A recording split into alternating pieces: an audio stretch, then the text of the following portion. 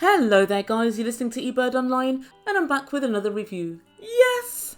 Oh my god, it's that time. It's the first part of the tell-all. And for those of you who haven't joined my Twitter as yet, now's the time to do so because each time I watch the tell-all, I'm live tweeting as I do it. Although live for me is in the middle of the night for you guys, you might want to check on it the day after. There's so much to go through in this tell-all, I'm going to do it in 2 parts. So this is the first part of my video of part 1 of the tell-all. So please tune in tomorrow for part 2. I want to say a massive thank you to everyone who's subscribed to me thus far this season. And I'm closing in on 40,000 subscribers, so thank you so much for all of your support. And thank you so much to everyone who's commented down below. I am going to do a comment special, maybe next week. So watch out for that, because I'm going to be going over the funniest comments. And also a few unpopular opinions as well. And as always, if you enjoy this video, please don't forget to smash the like button. Right, so without further ado, I give you the tell-all part 1. So we start this episode and everyone collects in the green room. All the couples sit down and we notice straight away there's no Amira for obvious reasons, but also Mike walks in, sans Natalie. What? Have these guys split up already? But then after a while Natalie does walk in. And she says, I don't need to pretend that everything is fine when it's not. We know, Natalie, you couldn't pretend that everything's fine when it's not, even if you tried. Which incidentally, you don't. I believe that Natalie enjoys making everyone feel super uncomfortable. It's a real talent of hers. So everybody sits down, and as per usual, Sean is our adjudicator for this evening. And Sean starts out by saying that everyone's in attendance, except for Stephanie and Ryan. Sean, they're pretty much the only people I would like to hear from this season. I'm not even lying. Hey ho, I'll have to do my own Stephanie tell-all myself. Watch out for this, guys. I got more than a few things to say. I'm guessing TLC refused to put 5 litres of gin on the rider, and that's why Stephanie's not attending. And we start proceedings today with Natalie and Mike. And Sean says, I was really shocked that you guys were still together after the last tell-all. Sean, I'm shocked that you even know these two are together. I distinctly get the feeling that you don't even watch 90 Day Fiancé. I'm surprised you even know who they are. And Sean decides to question Natalie first. And I gotta say just very quickly, I'm not going to talk about people's clothes, but Natalie looks a smackdown. The red dress is everything. She looks amazing. And everyone's talking about Natalie's put on weight. People, hear this.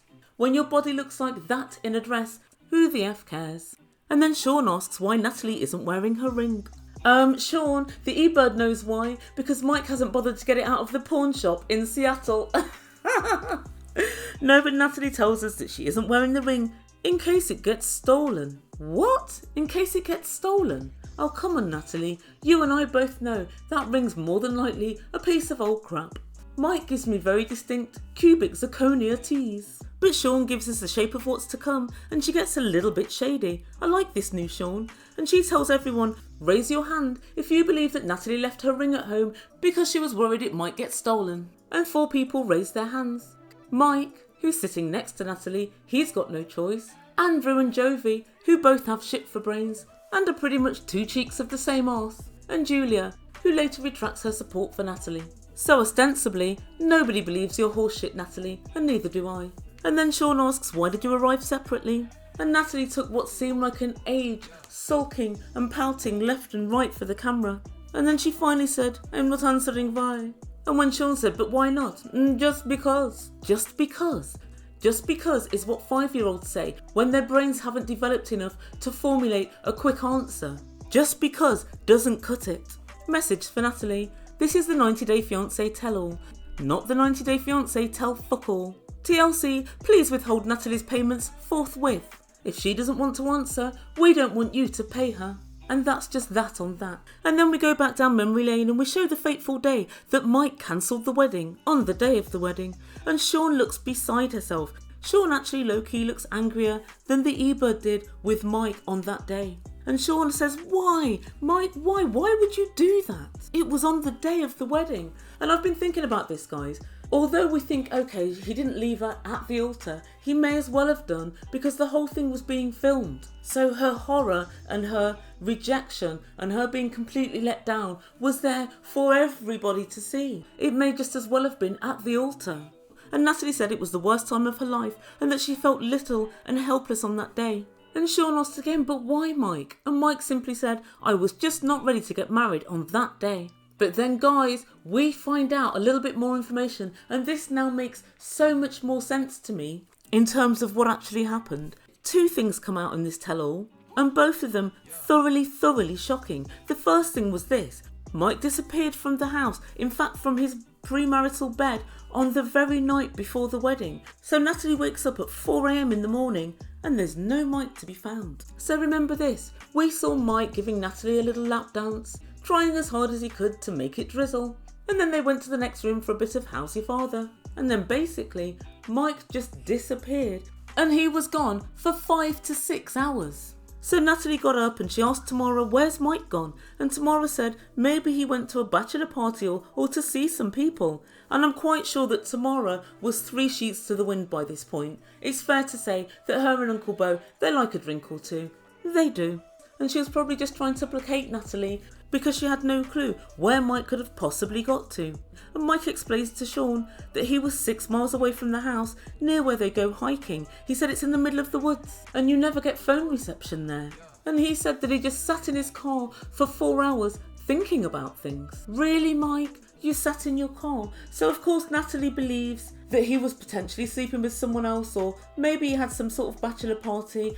And of course, because he's denying this, there's a veil of secrecy around everything. And I gotta say, I find it extremely difficult to believe that Mike was just sat in the car for 4 to 6 hours. And looking at the weather forecast for Sequim in Washington on the day they got married, which was April the 15th, 2020. The weather forecast at night was 2 degrees. That's pretty cold to be sitting in a car for 4 to 6 hours. Pretty cold indeed. I know that Mike has a layer of natural protection, but I don't know that I really believe he was where he said he was. I really don't know. I'm not saying he was sleeping with somebody else, but I can fully understand why Natalie doesn't fully believe this story and why Natalie finds it extremely weird and extremely problematic. And of course, when Mike got home, a massive argument ensued, and then he said, forget it, I'm calling off the wedding. And then Jovi said, and quite rightly, how would you feel if she did that to you and disappeared for 4 hours in the middle of the night? Jovi, it's 5 to 6 hours. Typical Jovi, always minimising. And Mike said, yeah, I wouldn't really like it. And at this point again, Natalie's crying and she's got tears streaming down her face. And Mike said, I'm not trying to justify what I did. I got into my own head and I started overthinking things. And like I said before, I don't get liar from Mike. I don't. But I can fully understand why Natalie doesn't really believe this narrative and is suspicious as to what was happening during those 5 to 6 hours. And still, I don't know exactly what to think about this. I do believe in the veracity of this story. I do believe that they did call the wedding off genuinely and then call the wedding back on again a few days after. I just do. And their reaction during this tell-all further says to me it's very potentially true. And I know a lot of you guys don't believe the storyline, but for those of you who do, please weigh in comments down below and let me know what you think. What do you think Mike was doing? Do you believe Mike? And let me know if you understand where Natalie's coming from with her suspicions. And just a really quick shout out to Pippi Wrongstocking. She sent me a clip of Natalie's acting career and she has actually done quite a lot. I stand corrected when I said Natalie's no actress. She can actually act, kind of. I mean, she's not great, but she was definitely an actress because she's been in quite a few things in Ukraine. And I'm going to link the video that Pippi Wrongstocking sent me below in information. It's certainly quite interesting. But notwithstanding this, I still do think this storyline's true. And I also believe that Mike was in 2 minds about whether he married Natalie or not. But it's what happened later that absolutely shocked me. Sean brought Mike's mum on, and also lover of Bo, next door neighbour and maid of honour Tamara, to talk about the whole scenario that happened around the wedding. I was quite upset that they didn't invite functioning alcoholic Uncle Bo. In fact, scratch that, I'm not going to say functioning, alcoholic Uncle Bo. But I guess if they did invite Uncle Bo, it's a very real possibility that Adam the interpreter would be needed. I wonder if Adam speaks long-term, barely functioning alcoholic. Perhaps he doesn't. Perhaps that's why they didn't invite Bo. But nevertheless, this tell-all is worse off without him. And Tamara tells us that she was really surprised when Mike called off the wedding. But Sean had an allegation for her. And then Sean asked her, did you tell Natalie that Mike was in fact potentially at a bachelor party when he disappeared for 5 to 6 hours? Tamara denied this straight away and she said, no, I didn't say that. And Natalie said, Tamara, yes you did. You said maybe a bachelor party, maybe he went to somebody's house. And then she said, well, I don't remember saying that. And then she said, well, I don't remember saying bachelor party, but I guess I might have said it. But he doesn't really know anyone, so he wasn't really likely to have gone anywhere. So you've gone from, no, definitely not, to, well, I guess anything's possible, to, yeah, I probably did say that, but it's probably not true.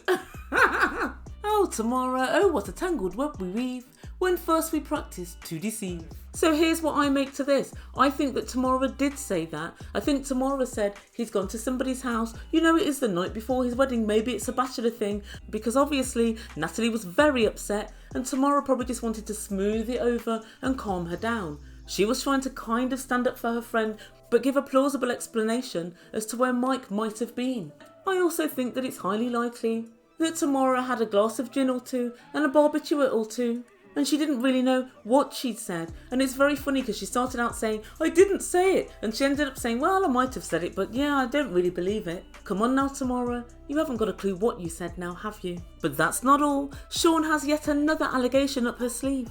Enter Mike's mum. And Mike's mum says she wasn't a fan of the wedding. And 3 or 4 days before the wedding, Mike actually called her and said, I don't want to get married to Natalie. I'm not going to leave her high and dry.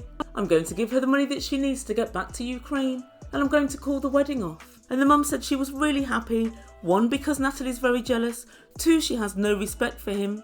And 3, she tried to change him all the time and change the way he wanted to live his life. True, true and true as far as I'm concerned. But then Mike knew all of this anyway. And Sean said, Natalie, are you jealous? And Natalie didn't even seek to deny it, which made me laugh. She said, yeah, I might be jealous. In other words, yes, I am jealous. I'm as jealous as all hell. And Mike's mum said, Mike called me and said he wanted to send her money to go home. But then Mike denies this, and as well he might, because he's got, as far as he's concerned at this point, the rest of his life with Natalie, and this is something she's never going to let go. She's going to say, if you thought it 3 or 4 days before, why didn't you tell me then? Why didn't you talk to me about it then? Why did you wait until the morning of the wedding? And because Mike doesn't want to answer that, he thinks the best way is to deny it. But why would you come on TV and tell this lie? He's got no dog in this fight, there's no point. And then Mike tried to say, yeah, it was the day of the wedding that I called my mum and said that. But Sean's not having any of it. I really do like this new Sean. She says, no, Mike, this timeline makes no sense. Your mum, Trish, is saying that it was a few days before the wedding. She went straight back to Trish and said, I'm having problems with this timeline. When was it? And Trish confirms, yeah, it was a few days before the wedding, 3 or 4 days. And I told him it was a good idea to call it off because your relationship is sketchy. And then 2 days later, Mike rang me and said he was going to marry her. And I said it was just a bad idea. Then Sean drops yet another bomb. She's certainly enjoying being messy mofo Sean. She said to Mike, your mum almost stopped the wedding on the day of the wedding. Tamara, tell us what happened. Tamara said, Trish called me the day before the wedding. She said that she wanted me to try and stop it. So when the preacher asks if anybody here disagrees with this wedding, do it now or forever hold your peace. She wanted me to then disagree and to stop the wedding. But I told her I can't do that. I hang around with Mike and Natalie and I see that there is love there and I'm just not able to do it. Sean said, Trish, what do you say to this? And Trish reluctantly admits that it's true. And the camera pans to Natalie's face, who looks as glum as all hell, as well she might. Mike said, I understand her concern, but it wasn't right what she did. And Sean asked Trish, do you still wish they hadn't got married? And again, Trish does a massive long pregnant pause. And then she said, I still think it's very sketchy. I still don't think it should have gone ahead. If it was your child, you would have done the same. So here's what I think to this. Trish, like I said at the time, you can all go back and listen to what I said. I actually said that Trish was weak. Trish kind of pushed along this wedding all the time, not really gelling with Natalie and not really thinking it was a good idea and seeing in her son's eyes he wasn't happy in the relationship. So basically what Trish did is sat in front of Natalie and said, yeah, well, let's get a provisional date, which in essence pushed everything forward and made Natalie gallop along at a rate of knots. And Trish should have been saying, Mike, Natalie, you guys need to talk before you even think about getting married. From what I see from the outside, it doesn't look great. Trish, you should have had the courage of your convictions and you should have spoken up. Even when it got to the 11th hour, you yourself couldn't call Natalie or couldn't call Mike and say, guys, this is all wrong. I believe it's all wrong. You had to sneakily call Tamara. and try and get Tamara to do your dirty work for you. Trish, it's your son. If anyone's to get their hands dirty, it's you. And if not now, when? And it's no wonder that Mike is as weak as all hell because he's had you, Trish, as a role model. Throughout this period, Natalie looked really unhappy, Mike looked uncomfortable, he was shifting around and looked very glum as well. And we can all see this is not a marriage made in heaven or even alien land. Oh dear, Mike, of course you wouldn't like it. These are the double standards that Natalie's going to be raising when she finally gets to heaven. I hope it's nice and warm where you go. And that's where we leave things for this part one of the tell-all. And on part 2 I'm going to be talking about Jovi and Yara, Brandon, Julia, Betty and Ron, and Rebecca and Zied. See you tomorrow, guys. Please let me know what you think in comments down below. Let me know if you think Mike was up to anything dodgy, or let me know if you think he was sitting out for 5 to 6 hours in a temperature of 2 degrees. I guess it's possible, but I don't know what to think at this point. Thank you guys so much for listening. Please don't forget to like and subscribe and all of that good stuff. It's fun over here, and we'll have another video for you tomorrow. You've been listening to Ebird Online, and I bid you a good day.